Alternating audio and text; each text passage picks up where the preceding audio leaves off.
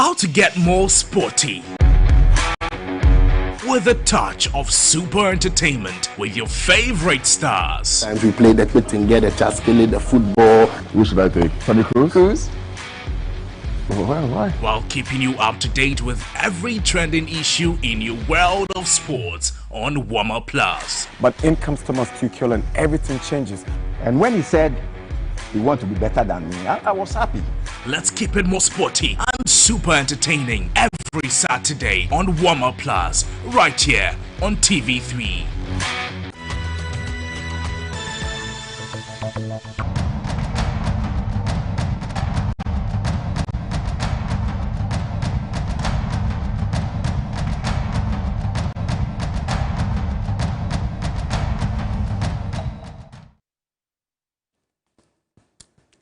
Welcome back. It's time for the big issue on TV3 New Day. And of course, my guests are seated. Today, we'll be discussing NABCO. In fact, this entire week, we've been putting the spotlight on NABCO beneficiaries and the fact that the president indicated that at the end of October, NABCO would officially come to an end after 3 years of running the policy. And so we got to interact with a number of these beneficiaries who stated, some said they were confused because they didn't know the way forward, especially because before the end of 2020, before the 2020 elections, they were promised some permanent jobs. And so they're asking questions now that if you promised us permanent jobs, we voted you back into power, and now you're telling us that NABCO has ended. What is the way forward for us? Now, the president indicated that some 73,844 NABCO beneficiaries out of the 92,000 trainees who took part in the career pathway transition process will be placed by the end of the period. Now, we're also told that some financial clearance had been given for some 11,840 NABCO beneficiaries to be recruited into the public sector. So the security agencies, the MMDAs, and a number of other institutions as well. However, these NABCO beneficiaries are saying that for the number of people, in fact, the president indicated that some 49,000 of them earlier had also either gone into entrepreneurship or had gotten permanent jobs. Now, these NABCO beneficiaries are saying that for most of them who even got the jobs, they found the jobs themselves.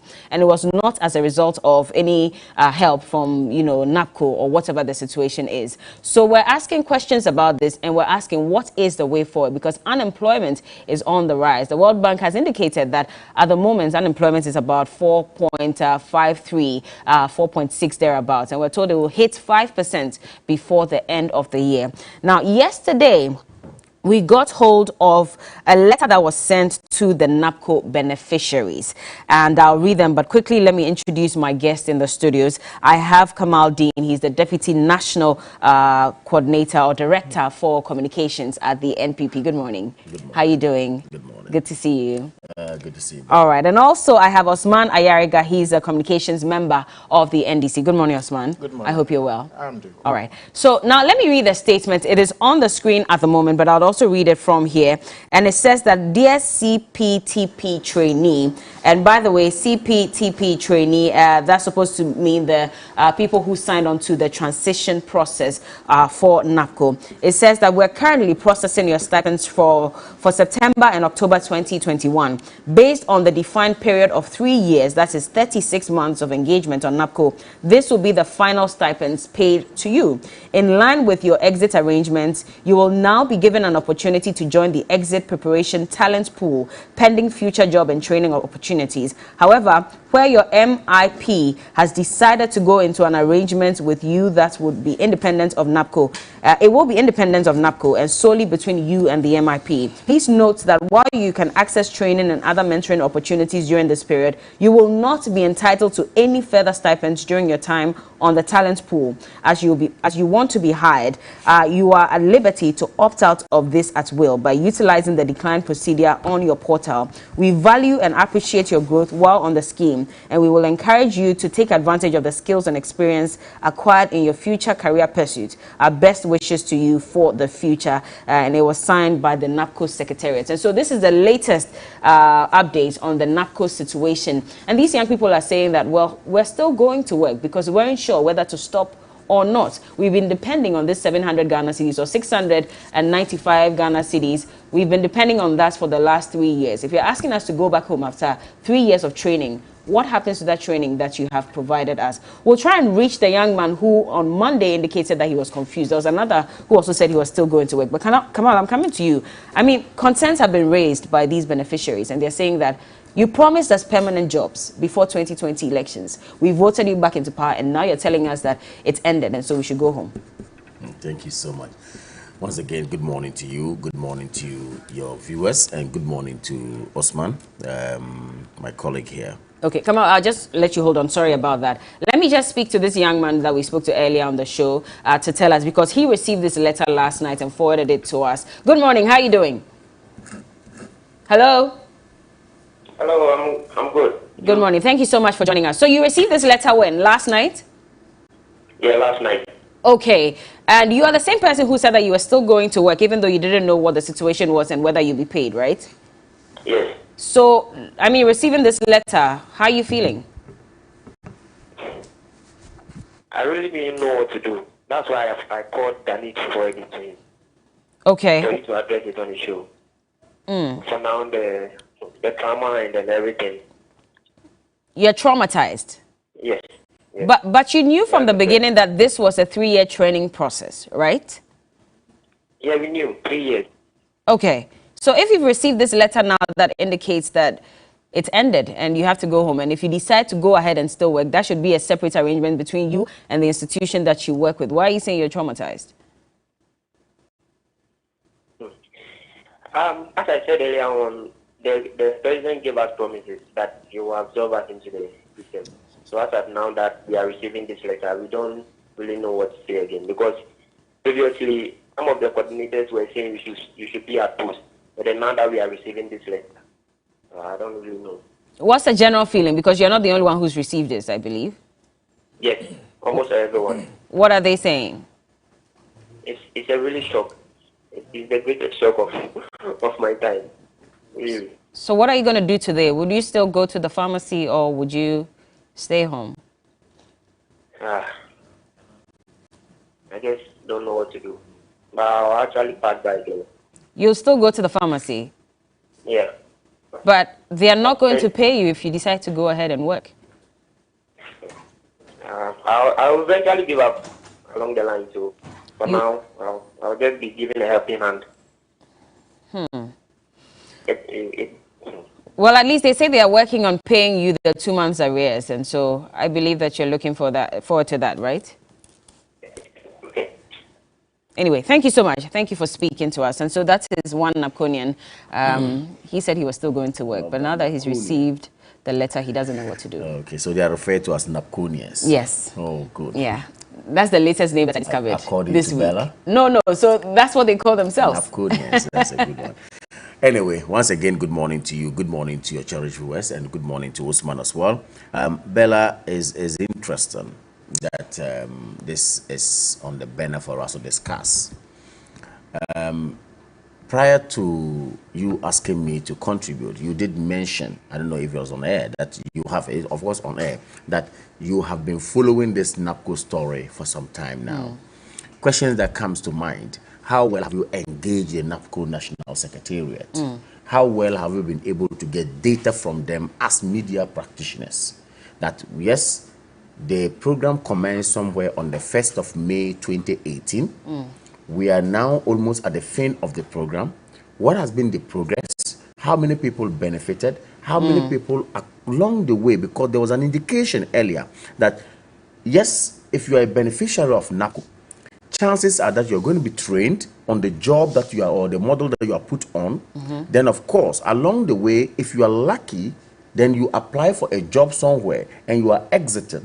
Of course, the training you would have gathered for yourself and the training you would have had for yourself will help you fare well in your new job.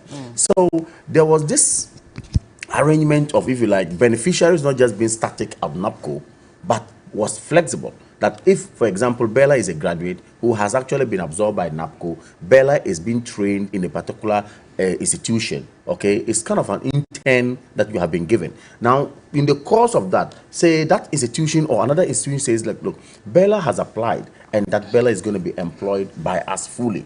Bella moves, and maybe somebody comes to step in, as it were. So that arrangement states, and I ask a question that the National Secretariat, whether your entity here, as media practitioners, you have engaged them to get the statistics that how many benefited, how many along the way exited because they have had other jobs. They have refused to pick our calls. We've been calling them. So you've not consulted them? We've been calling them all week to respond to these concerns. They have refused our calls. They kept telling us, we'll get back to you. But none of them has even responded to say that these are your concerns and we're addressing them. No one. And we have proof of text messages that we received from the head of the Secretariat. A step further to that. Calling is a good way to contact. I also say that, look, an institution is put in place. For example, the National Secretariat of NABCO is sitting there. If I were a journalist who is supposed to do this work, and I feel it very imperative to myself, nothing stops me from carrying my cameras, walking to the area, and say, look. Nothing stops the Secretariat from also responding. We've been talking about this all week. If they were concerned about these young people and the questions that these young people have been posing, they should have come out to respond. But nobody has responded to that. And so why are you heaping the blame on the media? I have not We are doing our part. Why is the Secretariat also not responding to these questions? And young people are saying they are confused. Nobody has really communicated to them. In fact, this entire week, they said they had not received any official response from the Secretariat until this letter came out last night. I am not in any way blaming you. I am only saying that journalism comes with fact-checking. Journalism comes with going the extra mile to ensure that you gather the data, which of course is very important to all of us, for us as people who are going to listen to you. Now, I'm not saying that you haven't done your job. You've called, you've tried to speak to you. And I'm only adding that, yes, going further to that, me as a media practitioner, wherever I would have to go to do what we call observational reporting, I will do that. You are here. Can you give us the details? I'm saying I would have done that. I'm not. Can you give us the details? But at least I'm asking you. I mean, you see, that's the thing. I will do my best to tell you what. A number of you were not working at the Secretariat, but when it came to promoting the agenda of NABCO and singing the song that 100,000 people were going to benefit from NABCO, blah, blah, blah, all of you sang along. Bella. But when it comes to responding to these concerns by young people, you're telling me that you're not working at NABCO. No, don't take me out of context. I have not said that I'm not prepared to speak to NABCO. No, that's not what I've said. No, you just said that you don't work at the Secretariat. Bella, we'll end up not having a discussion. No, go ahead. I'm just saying that that's what you said. You're asking questions with all respect, which are not even helpful to discuss. I'm only saying that I'm just prefacing my submission by saying that, look, first of all, data gathering on this particular NABCO matter is important, which I said that, look, at least as an entity that, of course, pushes for media work to be done, that entity has the duty to ensure that you walk or you move towards NABCO Secretariat and get the details. Nonetheless, I'm not saying I won't speak to the matter. First, the initiative was a good one. You just mentioned that we're singing praises and we're talking about NABCO and all that. Yes, nobody can take it away, okay? That the initiative to engage close to 100,000 youths who hitherto had nothing to do, who would be able to have access to training, better their lots in terms of knowledge, and of course get some, if you like, some little amount of money to cushion them, who hitherto would have been home. Then an initiative of this nature is created. Nobody can say somewhere to say that it's not a good one. Nobody. Unless the person just wants to be unnecessarily mischievous. But for a government to think out of the box, to say that, look, we have numbers of people who, of course, are unemployed, who are graduates. Can we find a model put in place to train them for 3 years? Then in the course of that, some of them who will have had their jobs will move on with their lives and go on. That's why I said, look, it is important that we get a national secretariat, get statistics put in place. This letter that you just read, that somebody sent it to you, again, I cannot sit here to authenticate what you have just put out there until, like I asked a question, until the secretariat says, yes, indeed, we have done X, Y, Z, we sent out this letter. It is the word of the gentleman you have called, okay? And maybe... So you are saying that this could not... No, I have not said it's not authentic, but of course, why? You have to do fact checking. I've not said it's not authentic. I just came in and bounced before me is a letter. That a letter is purported to have been written by National Secretariat of NABCO to one beneficiary who is being informed that 36 months of whatever his engagement is ending, and that 2 months will be paid. That's what you just said. I cannot sit here to say, but if you had told me that, look, this is a letter that we have intercepted from the NABCO Secretariat, that one I will say, yes, indeed, I will not question your source, and I will speak to it. But to say that the gentleman who brought you a letter, you have called that person is a beneficiary, for me, it's quite with all respect, it's quite low in terms of journalism to me. It's a bit low. Let's take a look at a video that Mr. Awal, the PRO of the YEA, mentioned. He was also quoting the PRO of NABCO, and he gave us statistics as to how many people had received permanent employment out of NABCO. Take a look. For NABCO, and this is what he has sent to me. 3 exit schemes available for the trainees. Entrepreneurship, further learning, and permanency. The trainees were asked to choose from these 3 options. They did so. We are in the process of exiting them on the exit schemes they chose. Then he said, currently we have about 60,000 on the scheme. About 38,000 have been exited into permanent jobs. This is Tahiru. 38,000 have been exited into permanent jobs. Yes, this is Tahiru. Did he add the sectors? No, he didn't. But I'm sure maybe when you have him here one day, he will be able to break down and tell you. So it's 38,000. 38,000 that have been. Now, respond to the question of the youth bulge, national security implications. NSS guys are finished now with their service to the nation. This is a more authentic source for you? What? It's not. I'm not. Is it Bella? You're trying to pitch me against the people watching us. I'm not. What I'm saying is that at least the principles are clear. And the principles are that establish what is the veracity of saying, and then, of course, bring it out to us. And I'm saying that, look, just this morning, you have read a letter. Of course, I'm not in a position to say it's authentic or not authentic, but the source has been described, that a gentleman who is supposed to have been the owner, the source, is the one you even spoke to. And I'm saying that, indeed, I don't know, sitting here, whether or not the person is indeed a beneficiary, whether or not the letter is coming from that person. But be that as it may, it is not out of place for us to say that NABCO is going to end in 36 months. That is clear.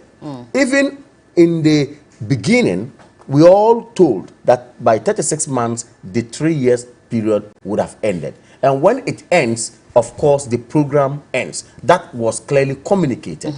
Again, I have mentioned that beneficiaries who are lucky in the course of time or in the course of their training or course of engagement could also be absorbed into the mainstream, as it were. And like I said here, I believe that there is a data that points to how many people have been able to go on NABCO and from NABCO have migrated into mainstream jobs. That, of course, will also exist. Again, by the end of 36 months, we will have people, again, who have served all the 36 months, but then are not lucky to be absorbed in them. Now, by the beginning of your question, you did mention that we promised them that they were all going to be what? Absorbed. Did you promise them? That's not true.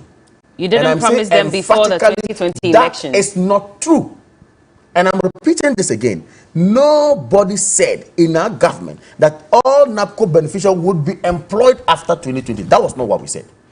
And I'm saying this again. So you see, some of these things, if we don't correct it, we send out there, poison the atmosphere, and then say certain things that are not there. Look, I feel and I share in the plight of the young ones.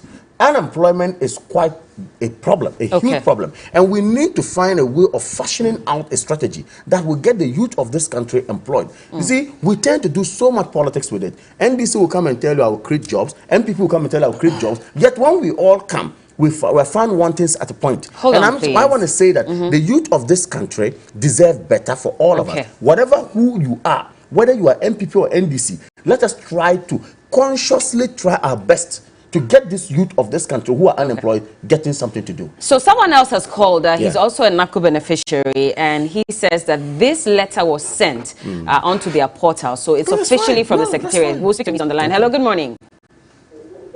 Hello. Hello. Hi, good morning. Thank you for joining us.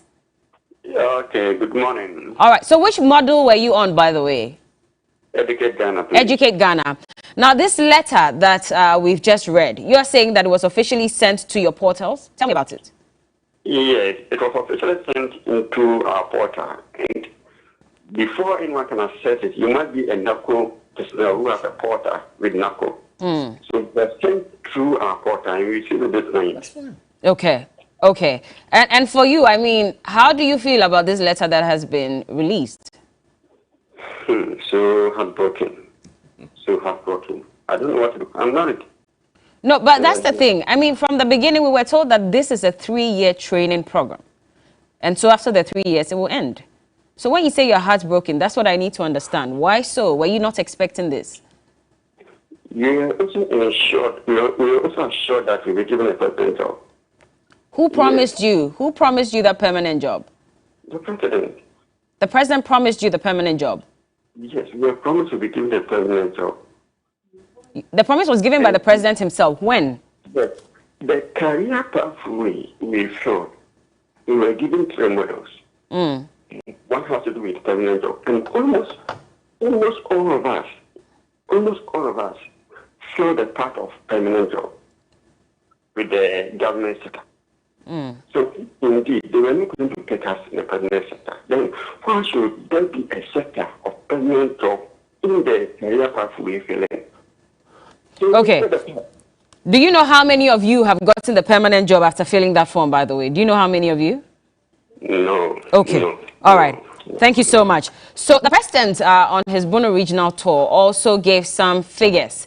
That was on the 11th of August, 2021. And that is where he indicated that some 49,000 of them had received some permanent job or gone into entrepreneurship. Let's take a look at that, and I'll introduce my next guest so he can also speak on this. Various modules by Digitize Ghana, Civic Ghana, Ministry of Food and Agriculture, the security services, etc. So that program will be on, and by October we'll see a significant deployment of most of them, but not all, because not all the people have responded. And so far, one year I responded to questionnaire as to where you want to go. 72 out of the 90-something thousand. Only the people who are being the focus of the program, because we want to be able to do another program at the end of October when we start, when it comes again, to be able to absorb more and more and more people. So there is a big plan and a big program being laid whereby that deployment will take place. And that's the president speaking on this particular issue. Let me bring Osman in so he can speak on this matter. Osman, I remember that also before the 2020 elections, the NDC had also promised that if they should win, they would make all NABCO beneficiaries permanent. I remember that very well. That was from the communications director of the NDC. No, I wasn't. You have a proof? You all made statements. No. Hold on. Let me speak to Osman, please. So now that we've gotten to this point, of course, you didn't get into power, but these NABCOnians are saying that we were promised some permanent jobs, and now we're being told to go home, and we'll only be paid the 2 months arrears, and that's it. Bella, good morning to you, and good morning to my big brother, Kamal. But let me just use a few seconds of your time to thank the good people of Boko for coming out last week to commiserate with us. We were in Boko to have our funeral and to bury our mother. So there were difficult times too, but it's okay. So we just want to thank God for that and move on.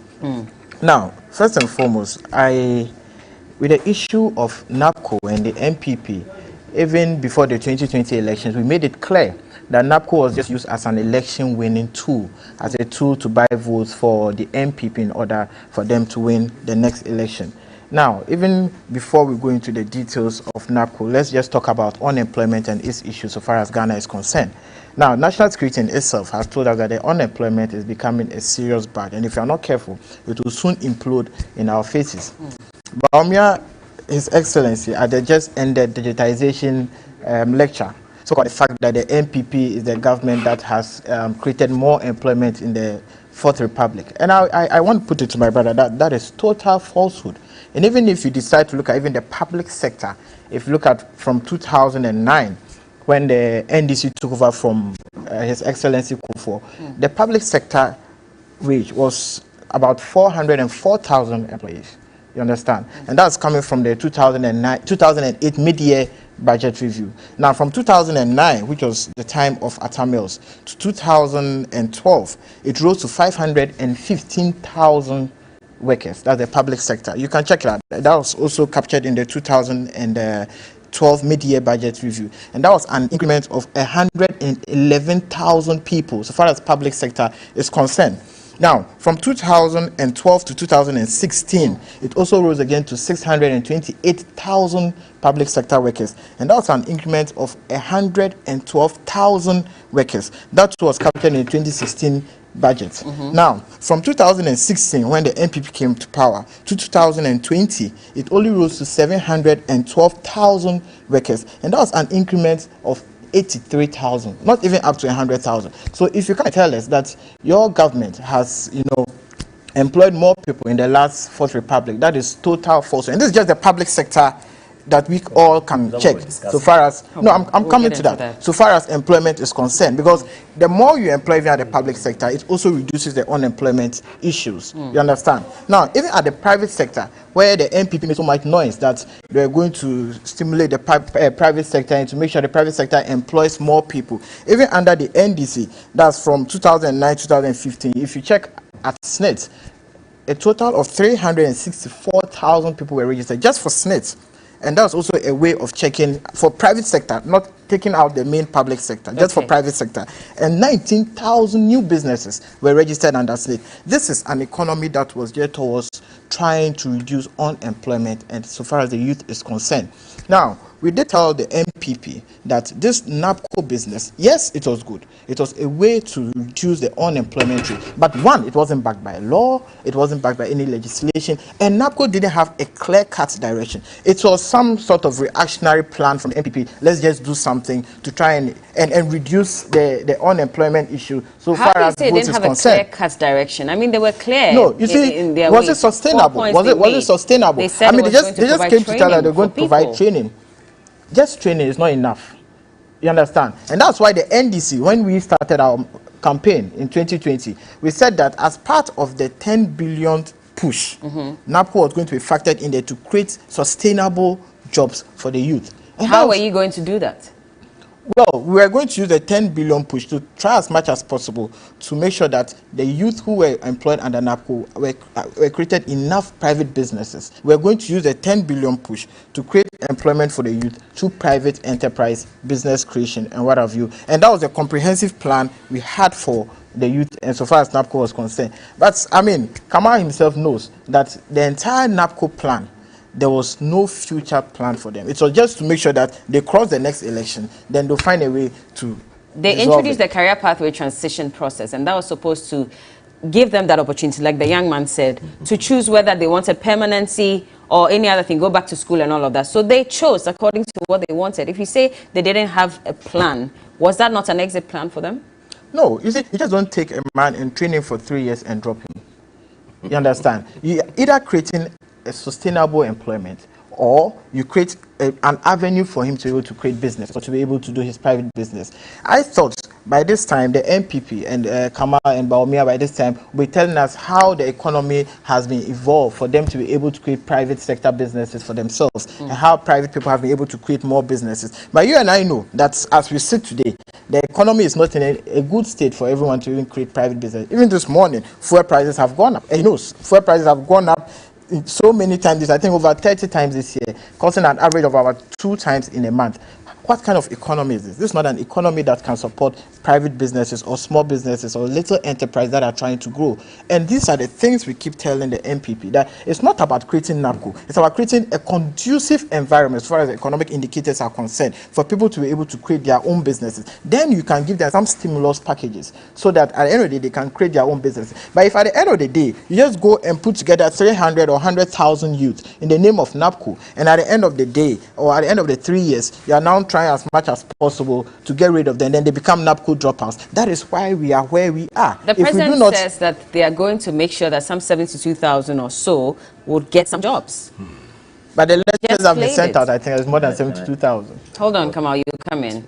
It's more than 72,000. So at the end of the day, I think they can tell us how many they've employed, how many are going home without jobs, how many are going to be catered for, how many will just remain there. So, I mean, at the end of the day, I mean, the point still remains that NABCO was a good initiative. However, it was used as a vote buying machine for the MPP. Come out. Well, give us the numbers now. Bella, some 117,000 and more people have benefited from this great idea of ensuring that the young ones of this country will not sit idle. 117,000. So not the 97,000 anymore? It's about transitioning. Some of them transition, and like I told you earlier, if you exit, the scheme is said that once one person exits and then there's a vacancy created, of course, they have the capacity to bring on board some other people. Okay. So in the course of the transitioning, some people come. You see,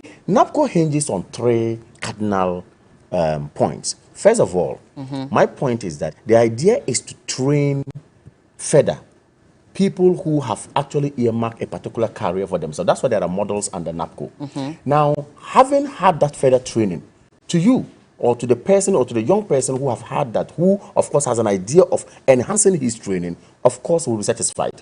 Again, there are some of them who, after they have been engaged, okay, as a result of the training that they've gotten, they move on to permanent employment. And as I speak, we have close to 50% of this number I've given. That is about 49,000 of them as we speak. NABCO beneficiaries have been able to be absorbed or have been absorbed as a result of this particular program. Was it the NABCO secretariats that provided that permanent jobs? But these young people are saying that they didn't get. NABCO is not fashioned to provide permanent jobs. Okay. NABCO is fashioned to bring on board the young people who have nothing to do or who are not working after their tertiary education. Then having had them on board, NABCO liaises with certain institutions where the models are. Now, if those institutions have vacancies created or happening, then they say, okay, fine. The gentleman who has been absorbed by us from NABCO has this particular capabilities. Therefore, we are, as it were, employing that person. Okay. And I'm saying that out of the 117,000 people over that have had the opportunity of benefits from NABCO, some 49,000 plus of them currently are employed fully. Come on, are you giving this statistics based on the number of people who left the scheme, and so you assume that if they left the scheme, then that means they've got permanent jobs? On assumption, so. Because, hold on, because some of them are saying that we left the scheme out of frustration. It wasn't because we found another job. But then when it comes to tabulating, we assume that if I left the scheme, then it means that I found a job, and so I'm part of that 49,000. That's why I'm asking you that is this 49,000, is it based on the exact figure that got a job, or just a number of people who may have also exited the scheme? Bella, I wanted her to speak to this matter with some level of, if you like, knowledge about it. And that is why I asked earlier on whether you had made frantic efforts to contact the secretariat for such details. I am again telling you that the figures I am churning out right now emanate from a very authentic source, i.e. the secretariat itself. Okay. And I'm saying that the secretariat has on their data certain some 49,000 plus beneficiaries of NABCO now fully employed. The question is to whether it's NABCO that got the job for them or it's not NABCO that got the job for them. And I'm saying that the model, when it was actually launched by the president, NABCO, the president said, look, we are creating a vehicle where the young people of this country who have no job will come on that particular vehicle. When they come on that vehicle, receive training, in the course of time, some of them already are prepared for the job market. They could move on when the opportunity is created. And I'm saying along the way, once NABCO was launched, and the people who became beneficiaries, some 170,000 people right now, some 49,000 of them out of that. And I'm speaking to the data that is available. It's not as if I'm just saying, it's not an assumption. 49,000 of them have had jobs currently. In what sector? Is it the public sector, private sector, entrepreneurship? What exactly? You see, some people have had this permanent employment in maybe public sector, private sector, whatever. You see, remember that I said job training, further training. Some of them too have gone into entrepreneurship. It's also unemployment. That some people who have gone into entrepreneurship, that's the area I even want to concentrate much more. And I will always like to admonish the young people of this country that when we come out of our tertiary institutions, our universities, or wherever training we receive, let us try to go extra mile. I know it's difficult to get up capitals, but let's go extra mile to create opportunity for ourselves by ensuring that we become our own bosses. That is a very important one. But I'm saying NABCO has been a good model. And my brother ended by saying that. He said, look, NABCO is a good initiative. I listened to him. He said it was a very good initiative. What did they do? He sits here and then talk about public sector employment and that they came to me some 4,000, then later they took it to some 500,000. Of course, which is highly ridiculous anyway. Do you have numbers to? Oh, my brother. My sister. My sister, rather. My Bella. No, you're saying it's ridiculous, so I'm expecting that you put out some numbers. Public sector employment in Ghana when Atamils came in 2009 was 4,000 people.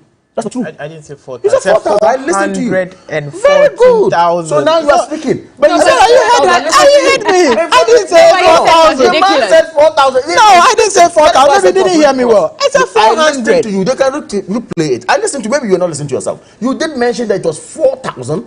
Then that you astronomically took it to 500,000. I said, wow. So I cringed when you said I gave you the difference of 100,000. I gave you a difference of 111,000. I'm happy you have corrected yourself. But let me make it by 111,000. Okay. We are speaking to NABCO today. We're looking at government interventions, pro-poor interventions that have come a long way to help the youth of this country. The YEA that they keep making noise so much about. What is the genesis of YEA? Youth Employment Program. Under MPP1, under President Kufuor. We thought it wise to register all the young people in this country, then come out with a program that would bring them on board. Then Nana Kumia and Co. came out with this youth employment program, which metamorphosed into YEA where we are today. Okay, we brought this lofty idea. The NDC, when you give them power, they have nothing to create. So now NABCO that we are discussing today is again another lofty idea coming from the MPP. Yeah, and but if people are unemployed, I mean, why? If some people say that I have been there and I've not gotten employment, and some 49,000, is it good or bad? You promised obviously us the we can't get it all. The finance minister mentioned during the mid-year budget review that they were going to introduce the youth bank. That was supposed to provide some 100,000 entrepreneurs some funding so they can start businesses. Recently, the finance minister says that the government payroll is full, and so the young people should go into entrepreneurship. Let's just say that the 49,000 that are left from NABCO, they all want to go into entrepreneurship. They're asking, where do we get the funding from? You told us that the youth bank will be set up. When is that happening? So that these young people can access funds. Let's not appear speculative. Let's speak to facts. You asked me whether what the figures I was churning out were facts. Okay, coming from, or figures coming from the secretariat. I said yes. Yeah. Now you're saying that let's just say that 49,000 of them are entrepreneurs. You are saying that that's about 50%. No. You told me that some 49,000 per the statistics that you got from the secretariat. And you said that could amount to about 50%. And I'm saying that if the next 50%, let's just say, is another 49,000, if they all are interested, how will they get support when you promised us the youth bank? On the 22nd of November, the budget will be read. And the focus of this budget, we are told, is going to be how to enhance our financial models to be able to help the youth who are, of course, yearning to go into entrepreneurship, become their own bosses. How can they have access to incentives from the banks? How can they have access to support from the banks? I believe that when the budget comes, we shouldn't actually put the cart before the horse. We're waiting and praying that, inshallah, when this budget comes out, there will be some, if you like, measures put in place to see how we're going to get these young people in this country who are interested in entrepreneurship, how are they going to be cushioned, how are they going to be supported, and then we move on. Let's not forget, the government of Nana Addo Dankwa Akufo-Addo also put in place NEP, NEIP, and of course, headed by my good friend, it was headed by my good friend John Kuma, now Deputy Finance Minister. NEP, if I should tell you the amount of people, the number of people, the young people who have benefited through NEP, gotten some capital to move on, trust me, you will be amazed. How many? It is important. How many? I don't have the figures at hand, but I do know that we have quite a good number of young people who have benefited from NEP, as it were. And what the point I want to make is that what is imperative and important about this is that it's another initiative coming from this government. Now, when you sit here and say we've done nothing, we can give you a series of examples. NEP is there, YEA, I told you the genesis of it, and of course, NABCO is being discussed today. Tell me one single intervention that NDC has ever brought that will help cushion the plight of people in this country to create employment. Not even one. He cannot mention one. The budget reading we're told is on the 17th, by the way. I think you 17th, okay, I mean 22nd, yeah, fine, 17th. 17th. So this month, I mean, what is important is that the budget will come out by 17th. And the point I'm making is that they cannot give us a single intervention that they have brought to say that this is what NDC did, consciously tailored towards getting the youth of this country being engaged, as it were. No. Okay. Only for us to come and sit down. If 2, 3, 4, 5 people call in to say that, look, I am in NABCO, I have not gotten it, that one is news. But the rest of the 49,000 people who have gotten employment, we as journalists, because I was one anyway. But 2, 3, 4, 5 people have not, that could represent because they are speaking for the other beneficiaries. Oh no, they are not. Why? There are others who will speak for those who have also gotten the jobs.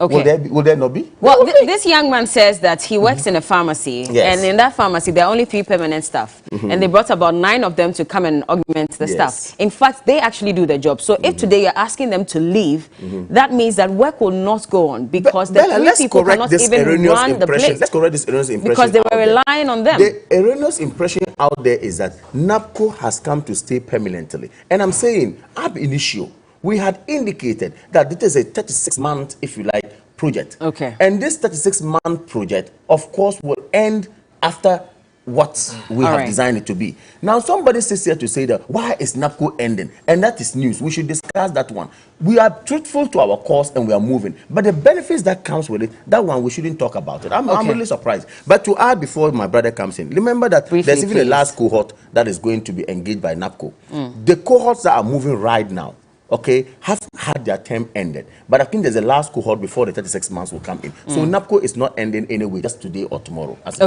Well, Vice President of Imani Center for Policy and Education, Mr. Kofi Bento, at the time when NABCO started, I think about a year into NABCO, he criticized the government on the basis of comparisons between NABCO and other government employment bodies. And he said that he couldn't understand why another program had been set and its relevance was especially, especially when the previous agencies like GIDA, YEA, there was less step in a number of them. They could not handle the issue of unemployment. Hold on, Osman, I'll let you come in. But Cookie is going to read a few messages.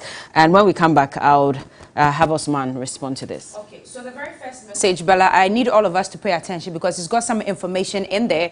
And it's coming from some tete in Ashaima. Now, it says the NABCO does not know the whereabouts of the trainees that they are saying have gotten jobs. This is because, Bella, on the 15th of June, 9th of July, and 25th of September this year, 3 messages were sent to all of us. 1 message on each date urging us to decline from the system if we have gotten jobs.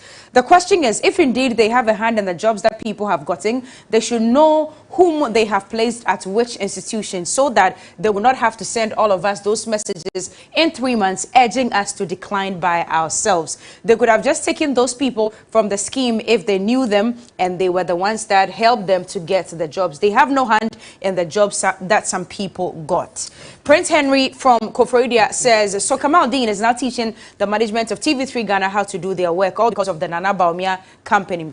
NABCO has become the biggest political scam. Now it's Nana Baumia company.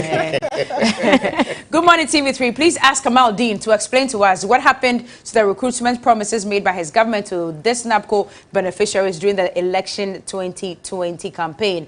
Fatahi from Techiman sent in that one. The MPP government is a scam. We NABCO personnel, we are waiting patiently for the NDC in 2024. What pains us a lot is the communicators defending the undefendable. MPP as a party is a scam. Kimbobo from Mamponting sent in that one. AU Farouk from Tamale North says, seriously, the crisis surrounding the NABCO beneficiaries is unfortunate. Up to today, no NABCO beneficiary knows his or her fate. The program was established simply to score parochial political interest by the MPP Nana government. Bella, it will surprise you to know that NABCO is owing some of us over 1 year stipends. Personally, they are owing me 15 months. I can send you a screenshot of my portal. To protect myself, I don't want to give you my name, and that's fine. Bella, you see how this MPP man is struggling to defend the lies?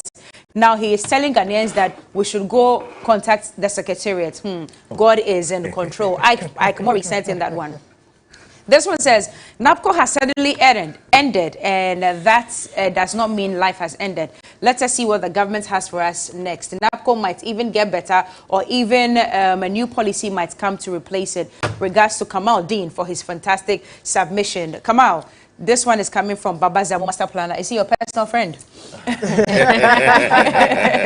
I've always been thinking about this and I don't get it. What country are we living in? A country that gives everything free to politicians and drive the rest of us on stones. How can people receive huge salaries, enjoying free accommodation and okay, so let me just jump over that and give you the last one, Bella.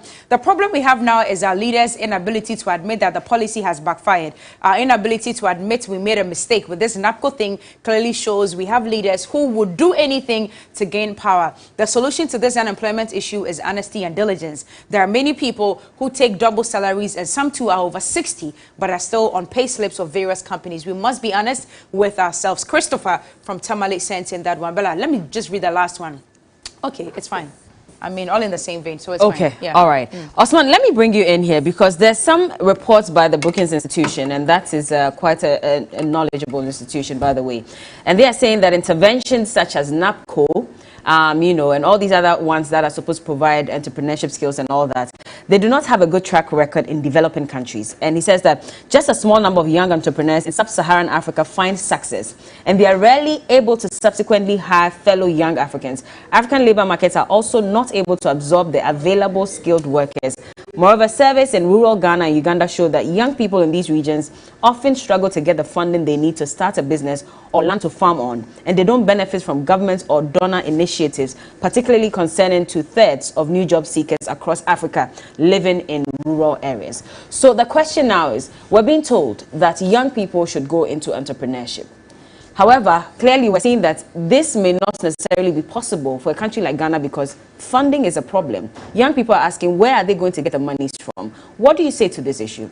Well, Bella, before I even speak to that issue and what the NDC did and what we seek to do or what we put in our manifesto to do, well, Kamal Din and his sources tells us that they employed about 49,000 people. The president, on the other hand, just last week told us that about 72,000 we have. Well, there's a news reportage. 72,000. The president said we have employed 72,000. You're expecting to employ 72,000. Yes. So right now, how many do you have? 49,000. Now, right now, how many do you have? In fact, it's 73,844. That's the number. And in fact, some of these figures coming from NABCO themselves, I mean, are questionable because these are figures the NPP continues to churn. And this is not the first time they churn out figures that are questionable. The same vein, they tell us that they have 104 factories and they've employed about 140,000 people through the 104 factories. That's for the one district, one factory. You do the mathematics and they are trying to tell you that averagely on every factory they've employed 1,400 people, which is questionable. I'm yet to see some of those factories that a single factory employs about 1,400 people. That was just by the way. But now come to some of these youth employment projects and programs. You see, the most important thing is to look at funding for most of this youth. Look at what policy can put together sustainable funding, can put together funding with very little interest or no interest at all. And you know that under the NDC, there was a YEA program, the YEA program, where we put together funding for young businesses with no interest. And over 100,000 people were put under that project for the span of 4 years. So at every year, there were a group of people that were put together and funding was given to them to try as much as possible to expand their businesses. Some were into fashion design, some were into barbering salons and all that, to try as much as possible to expand their businesses. Aside from that, we also put together the youth in agriculture, which had over 18,000 youth go into agriculture. And this was a conscious effort by the president at the time, His Excellency John Mahama, to try as much as possible to put so many young people, the youth, into agriculture. So we just don't see agriculture as though a place for old people and to subsistence farming and what have you. These are the plans we put together. So if you do not put these plans together, and if you do not have a conducive environment so far as the economy is concerned, then we are just moving around in circles. We put a group of people together, we give them some sort of stipend, maybe 300, 400 cedis every month. And at the end of the day, our budget is shrinking and we cannot continue to do that for them. But once you are able to put together an economy that is friendly, as it starts now, Kamal knows taxes are killing people. A young business cannot grow even because of taxes. There's COVID tax, there's what tax, taxes on fuel. So how can a young businessman grow? That is the question. That is the kind of environment that we need to create for all these young businesses. Otherwise, how can a business that was just created today, match up with a big company, maybe Kamal and his people are managed? There is no way you can survive. And that is the question we continue to ask. What kind of environment? Is this the environment Nana and Baumia promised us? No, this is not the kind of economic environment they promised us. They promised us, even before they came to power, that they were going to reduce the income tax of companies from about 30% to 20%. Has that been done? No. They promised us young businesses all the good promises they were going to do. That hasn't been done. So if all these were done, we won't be here talking about NABCO, because most of these youth would have been able to take advantage of some of these economic policies, or take advantage of some of these policies to be able to grow businesses. So they cannot Today, Kamal is telling us that everybody should try and be a boss of his own. He is privileged to be part of the NPP, and his party is in power. So at least he can say some of the things he's saying, because he can just walk to any office and try to lobby 1 or 2 projects for himself. But that cannot happen to the ordinary. That cannot happen to the ordinary person coming from Boko, who doesn't have a certificate to even start a business. That is the problem we are facing. So he shouldn't look at himself and try to equate it to everyone, because he's not an ordinary citizen of the land. All right. Come on. I was just doing some calculation here. Fine. So you're telling us that 117,000 people in total benefited from NABCO. Yeah. Some 49,000, some 49,000 plus. Plus. Yeah. Have gotten permanent jobs. Yeah. Now, the president said that some 73,844 are expecting, they're expecting that some 73,844 of them out of the 92,000 who took part will be placed by the end of the period. Yeah. Now, when you take 49,000 out of the 117,000, that leaves you just about 48,883. How is the president then saying that 73,000 people are expected to be placed in some form of employment under NABCO? Why now is a crime to set targets? But you have said NABCO has ended. No, you've asked a question. I'm only giving you an answer. It's a crime to set targets. Look, Media General says that by the year 2021, we are going to move our studios to the skies. Then maybe in the course of time, by the year 2021, Media General have been able to move at least to half the skies. No. Have they done He was specific. He said 73,844 NABCO beneficiaries who took part in the career pathway transition process will be placed by the end of the period. I am saying. He said this in August. Now, you are telling us that 117,000 people benefited from it. 49,000 have gotten jobs. Yes. So how many people are left? That should leave us about how much? 48,883, unless my calculation is wrong. How then are we saying that some 73,000 of them will get jobs? Because you said yourself that you are sure that NABCO secretariat, has the statistics that indicates that 49,000 of them have found jobs. Yeah, Bella, I like the energy with which you hinge on negativities. I like that energy. I just love it. But you see, again, just as we have energy to hinge on negativities, my advice is that we should have energy. No, it's not to you. I'm speaking to the matter. We should have also very exceptional energy to hinge on positives as well. And I'm saying, if you set the target of 73,000, or you say that, look, our expectation is that by the end of the program, at least some 73,000 youth could have gotten or would have gotten some permanent jobs. Then along the way, we have not even ended. Like I told you, the last cohort is yet to even be enrolled, absorbed by NABCO. It's yet to be end. Some people have the perception that NABCO is just ending tomorrow or tomorrow next. They still have a room or a window that is going to absorb some people. And now we have done so far 49,000. We've not even ended. That will leave us like 68,000 actually. Absolutely. But that's 73,000. Once the president mentions 73,000 and we've made some 49,000 plus almost 50,000, then it's a failure. I'm not saying it's a failure. I'm just asking about the numbers. Yes, and I've just spoken to the numbers, and I'm saying that we haven't even ended. We are on course and we are doing it. Why? We are better than people who could not. When I just challenged my brother here to mention a single intervention, he went and mentioned YE. Okay. The same YE that the MPP even actually brought out. As our baby. You forgotten YE is our baby. Okay. All right. Please come on. Please. All right. We'll end it here. Unfortunately, our time is up. Our time is up. Our time is up. It will be left with 68,000, by the way. Regardless, even the 68,000, the president says 73,000 of those. The question is then, how do we have 73,000? But time is up. We have to go, gentlemen. Thank you so much for speaking to us this morning. Kamal Dean is the Deputy Communications Director for the NPP, and Osman Ayariga is a communications member of the NDC. By the way, just a reminder that if you buy Camel antiseptic liquid and support the Camel Because We Care initiative, your 10 pesos will be donated to children who are suffering from cancer, and so it will be used for diagnosis and treatment. And so please remember to buy Camel antiseptic liquid so that we can support these children. Thank you so much, gentlemen, for speaking to us. And big thanks to Sheila Bonsu for styling me every Friday on the show. You can find on social media, Sheila Bonsu _RTW. We'll be back with some more. This is TV3 New Day.